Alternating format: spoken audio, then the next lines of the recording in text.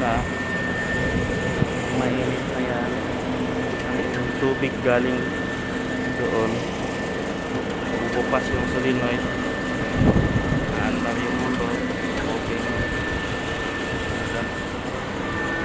solenoid, bubuksan niya dito, tapos ibabalik dito na ibabalik niya dito sa tangke. Ay, pagdating naman dyan, ibalik naman niya dito, palamigin, balik naman niya dito, dalhin naman niya doon sa emergency shower. Ang purpose kasi doon para hindi mainit pag gagamitin yung tubig. So, natapos din ito yung project ko, nagawa ko na, nagplano yun, pinapagawa niya para daw mag-circulate yan, maliit lang na chiller yan. Ayos na yun yan, mga piping doon.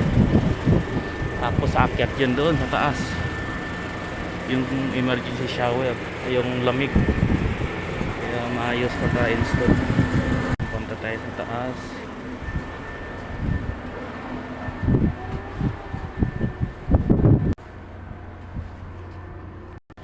Akyat tayo sa taas, tingnan natin kung malamig din. Yun, kailangan dito i-modify pa kasi mainit dito.